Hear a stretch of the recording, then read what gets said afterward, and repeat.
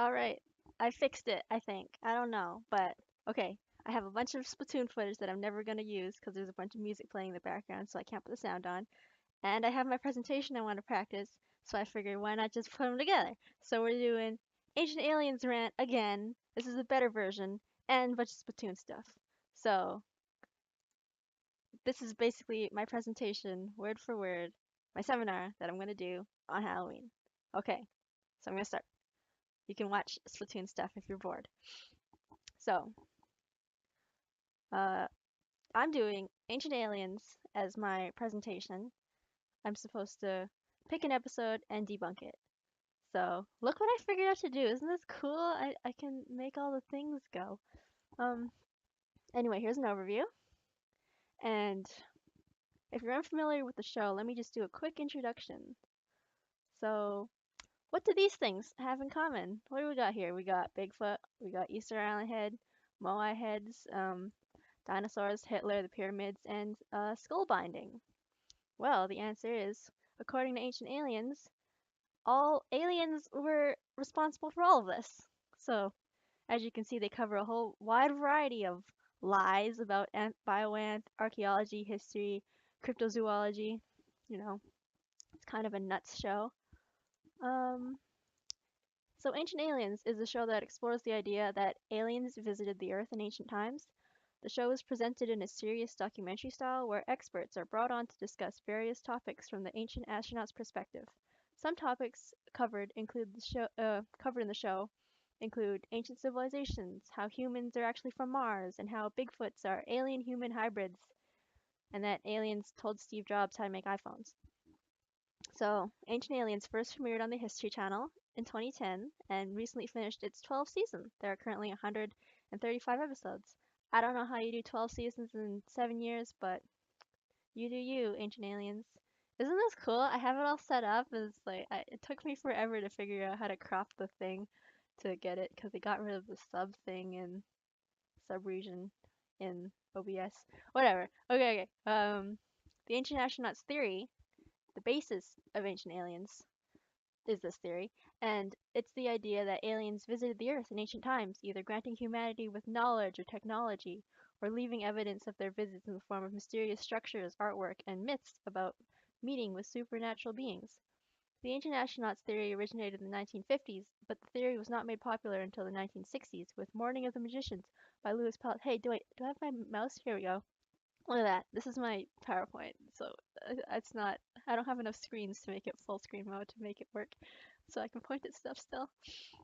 I need a laser pointer for my presentation. Where was I?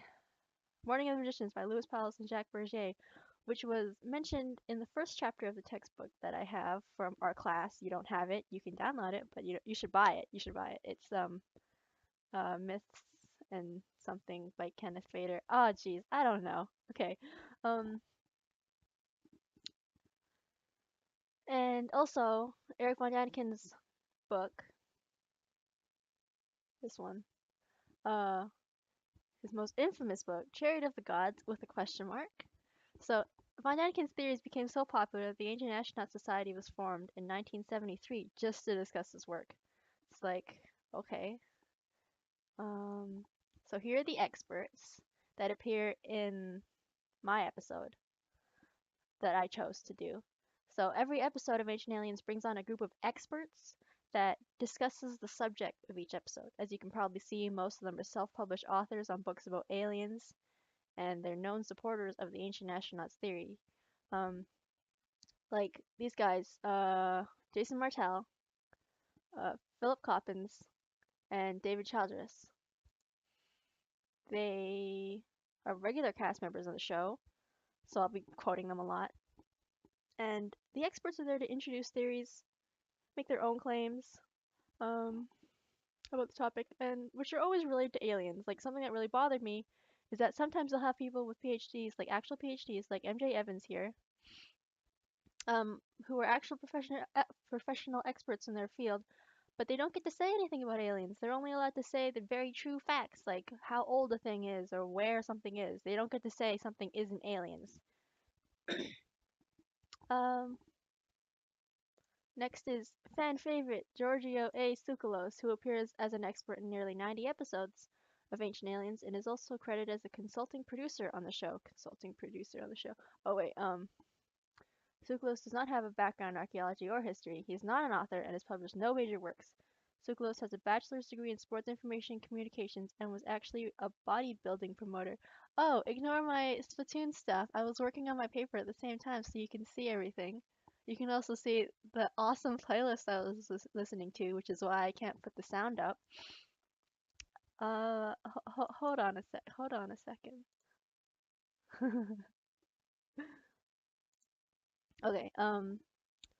So yeah, Tsoukalos was a bodybuilding promoter in the late 1990s, and around this time, Tsoukalos joined the Ancient Astronaut Society and started a newsletter called Legendary Times.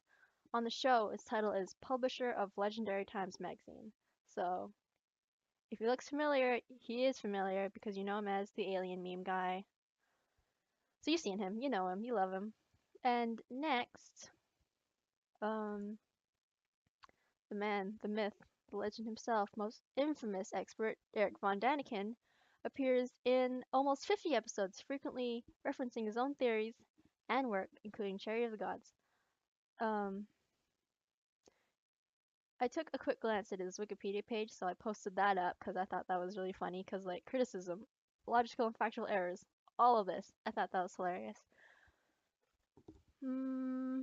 But yeah, anyway, most of these people don't have degrees, and oops, I closed Splatoon. Here, I'll just put it right here. Okay.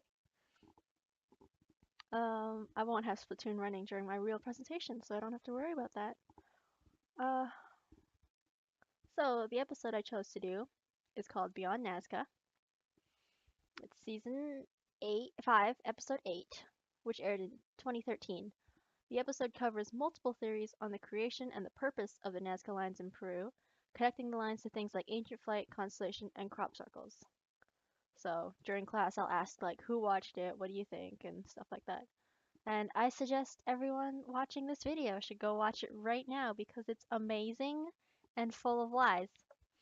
So the episode starts off by saying the Nazca Lines are intricate diagrams carved into the surface of the earth. So this is like only 4 seconds into the episode, and Ancient Aliens is already telling lies.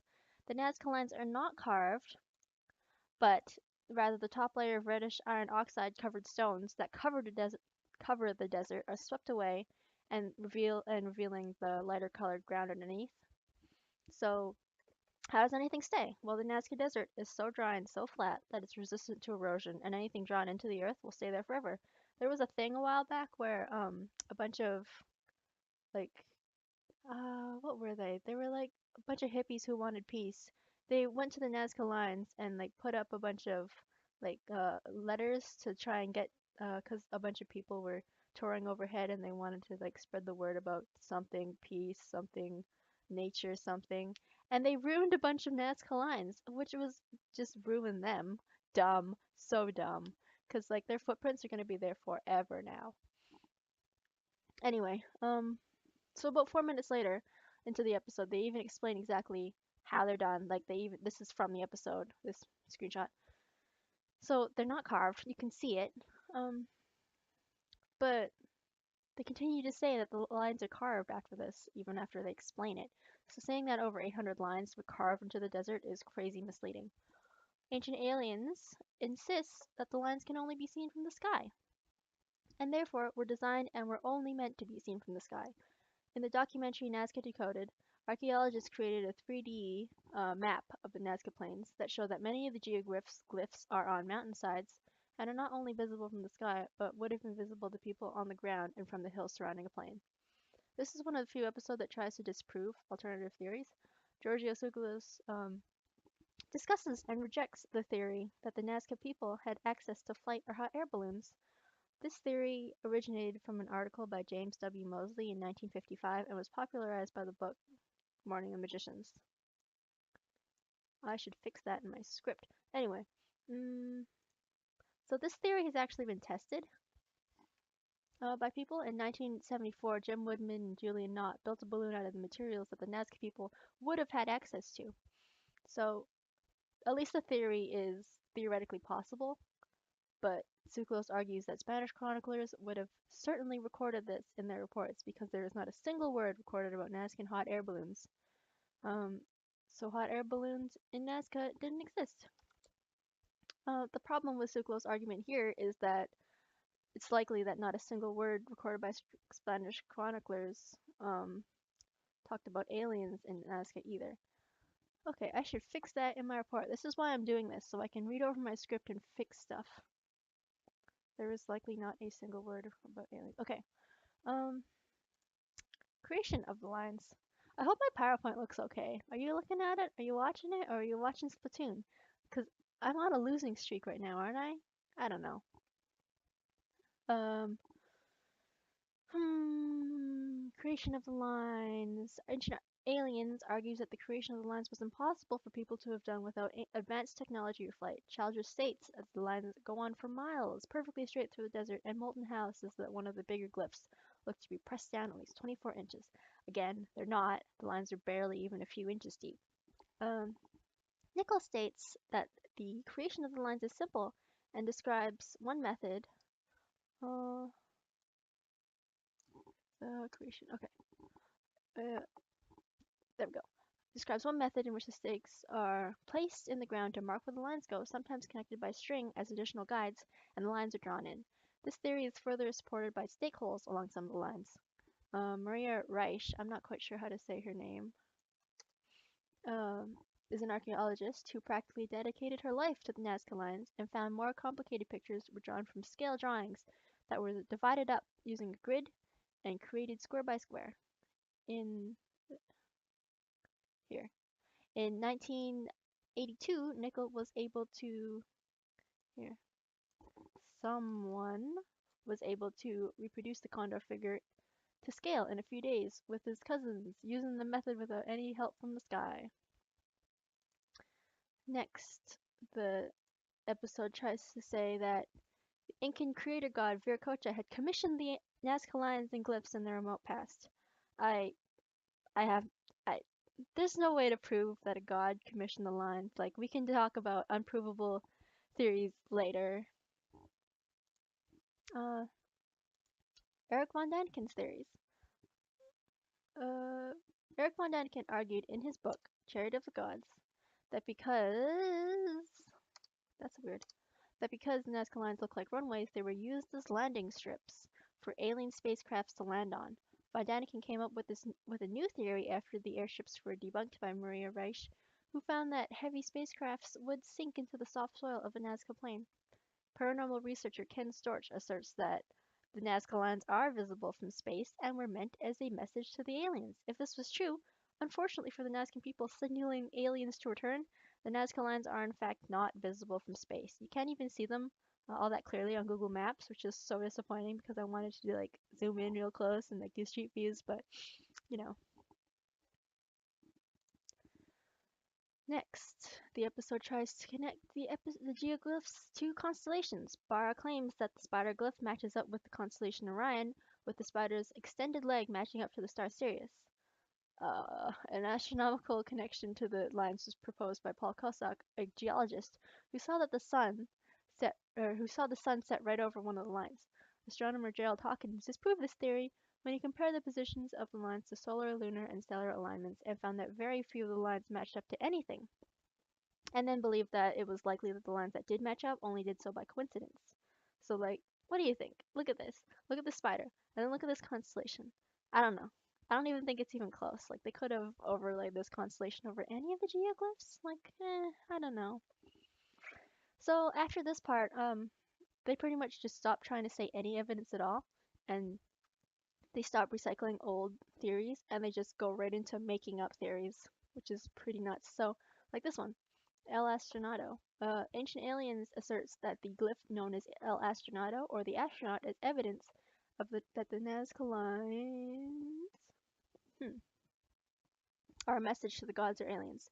Childress says that the astronaut is meant to be a depiction of the sky gods, but then he goes and says it's a representation of a person calling them back. It's like, make up your mind, man. Originally known as the Owl Man or just Man, this geoglyph is actually depicting a fisherman, I think. Could be depicting a fisherman.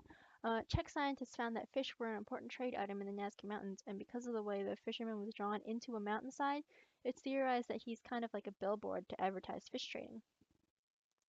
Like you can see him. I don't know. That's pretty cool. Von Däniken then comes on to claim that there are magnetic fields under some of the lines and that the ability to conduct currency was 8,000 times higher on the lines. There was no evidence of these claims, or at least I couldn't find anything about magnetic fields and electrical currents under the Nazca Plain. Von Däniken may be mistakenly referring to the magnetic anomaly in the Nazca Plate, which is a tectonic plate in the Pacific Ocean. It's all weird magnety because of the magnetic basalt. Resources. Next, Martel comes on to claim that nitrates are abundant in Nazca and that aliens could have been mining for these nitrates to use as an energy source, and that Nazca Lines were meant to be a directional marker to the nitrates. If this was true, there would be some evidence that there was an alien mining operation in the Nazca Plains then, which there are none. Also, what the heck are nitrates? Are they a visible thing I can see? Are they rocks? I have no idea. I don't think they know either. Next, elongated skulls. Ancient Aliens uses elongated skulls found in Peru as evidence of aliens. Von Däniken suggests that the ancient Peruvians wanted to imitate the head shape of the extraterrestrials who visited in ancient times, but then Molten Hal comes on and contradicts Von Däniken and says that there is debate over whether or not skull binding was done in ancient Peru at all. That's a lie. That's such a lie. There's so much evidence of skull binding in Peru. She doesn't know what she's talking about. Okay, the episode then expands on that idea and says that the elongated skulls found in Peru are evidence of a alien-human hybrid race that was also in ancient Egypt. And then they show this picture in the episode. This is not an elongated skull. This is one of those cool Egyptian crowns. That's so misleading. Oh my god. Okay, next, Serpent. I'm getting like more agitated as I do this. Maybe this is a terrible idea. The episode then goes on to Pleasant Hill, Ohio, to Serpent Mound. The episode tries to link Serpent Mound and the Nazca Lines and how both are only visible from above and both have special materials like iridium or nitrates. Coppins and Martel claim there is iridium present at Serpent Mounds, and Newman claims that there are magnetic and gravitational effects. But then they have no way to prove this, and they immediately move on. So, good job, man. Finally, Ancient Alien spends a lot of time on crop circles as the next piece of evidence of alien contact through designs on the Earth. Martel believes that crop circles are created by energy balls, and then, like, half the cast, Leviton, Redfern, Barrett, and Daniken, all say that they sorry, that's Von Daniken? Believe that Nazca lines and crop circles are linked, and they say that if the connection is like, okay. They're like, oh, crop circles and Nazca lines are linked. If they said that the connection was humans were making them, then they would be right. But no, they say it's extraterrestrial beings using higher technology trying to send us humans a message from space. No, the crop circles are not. We have confessions, we have videos, we have all this evidence that humans are doing crop circles. So, oh my god, so hopefully people watch the episode during class. So I would go on to the discussion questions, which are sort of integrated into it. So I would have this. Ancient Aliens finished their 12th season and currently has 135 episodes. Why do you think the show has been successful? Have you watched it? Would you watch it? Does watching the show support pseudoscience? Like, should something be... well, if you're watching this on my YouTube, I guess you can just leave a comment on the first question. I have two more questions. So then I would discuss the show's success. So Ancient Aliens brings on millions of viewers each season, and judging by how the History Channel continues to renew the season each year, it seems to be considered a success, at least by the network. So Ancient Aliens is successful enough that the History Channel organized AlienCon, here, a convention for Ancient Aliens alien fans in 2016. I need some water. I ran out of water a while ago. The convention held panels, had exhibits, showed exclusive merch, and oh my god, the convention is running again next June in Pasadena, and the guests this year include Giorgio Asiklos and Eric Von Daniken. You can like get pictures and get their signature and stuff. And I really want to go, but it's for the whole weekend. And next, I went into the YouTube comment section to see what people thought about the show, and I found that most people just thought it was funny and entertaining sci-fi. But then, maybe every 10 comments or so, someone tried to convince the rest of the comment section that aliens are real and the show is telling the truth.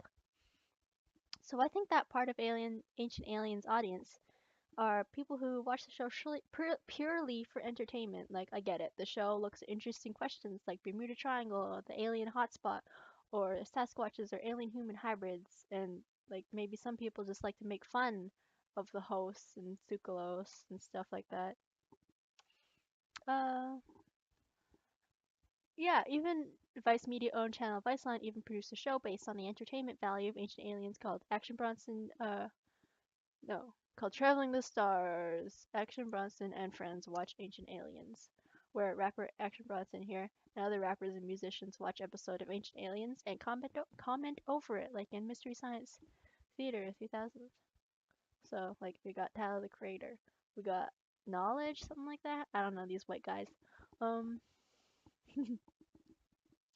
there's also an Ancient Aliens drinking game, but every source I checked does not recommend it because you will get alcohol poisoning and die immediately. But I suggest you check it out. Another part of Ancient Aliens audience seems to be made up of people who either want to believe or they do believe the ancient astronauts theory. I doubt this portion of the audience is insignificant because, like, the author of our textbook even like did a poll. He's an archaeology professor, and he found that maybe 30% of his students agreed with the statement, aliens from other worlds visited the planet in prehistoric past. In the prehistoric past. Okay. So if you have any other thoughts on the popularity and success on the show, you can put that in the comments too.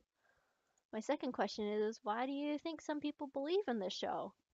It's like, they, how are pseudoscientific claims presented? Do you think all people interviewed on Ancient Aliens believe in what they're saying? If so, why? I believe that. Like, have you seen those crazies? They're crazy. If not, why? Could the show itself be some sort of elaborate hoax? That would be amazing, but I doubt that's true. Mm, but yeah, you'd think it'd be a hoax because they're all using this evidence that has been proven to be false, but really they're just dumb and have nothing else, I think. It's like, the show's not meant to trick you, but I think it's more really meant to make you question your beliefs. I'm almost done. I'm only at 20 something minutes. It's supposed to be 40, including discussion, but hopefully people in my class will talk forever. Mm. So, Ancient Aliens has a number of problems concerning the scientific method. Many claims made on the show are not evidence-based, such as the claim that there are magnetic fields under the Nazca Lines. Other claims are not testable or falsifiable, such as the claim that the Nazca Lines were commissioned by a god. Some of their information is simply not correct. It's just wrong. It's just wrong and garbage. Um, or they omit information that makes their theory seem more plausible. The show does not acknowledge or is unaware of research that disproves their theories, like with the scale condor reproduction. Um, references are not listed anywhere in the show, though Eric von Daniken's work is referenced multiple times. The show has an Occam's razor problem in how the show is quick to assume that extraterrestrials are a cause of any phenomenon, anything. Um, Expert interviews tend to be biased in favor of the ancient astronauts theory. So, pseudoscience shows like Ancient Aliens are harmful to archaeology and a threat to an accurate understanding of the past. Ancient Aliens is misleading, provides misinformation, which discredits archaeologists and damages the public's view of archaeology. Ancient Aliens frequently describes ancient people and their technology as primitive or unsophisticated, which is insulting to ancient people. Assuming extraterrestrials created ancient civilization and technology also discredits all their accomplishments. It is just sort of racist and bad. I should put that in too. Racist and bad. So last question. Should something be done about shows and books that support pseudoscience? Like, what can be done? Should these shows get canceled? What do you think? I was thinking there could be more real archaeology shows and documentaries more easily available and accessible, or the History Channel should just get shut down and get replaced with a real History Channel. But yeah, that's it. This is my final slide. Nazca lines. NASCAR lines. Ha! Oh, and I'm back on working on my paper. Don't look at my paper. How do I... Where are all the cool wins? Oops, I broke it. There we go. I love this stage. This stage is the worst. I'm so bad at Splatoon. Have I been winning at all? I haven't been looking at the... There's a streak where I won like 6 or 7 games in a row, and then I lost 6 or 7 games in a row. But yeah, that's my presentation. So,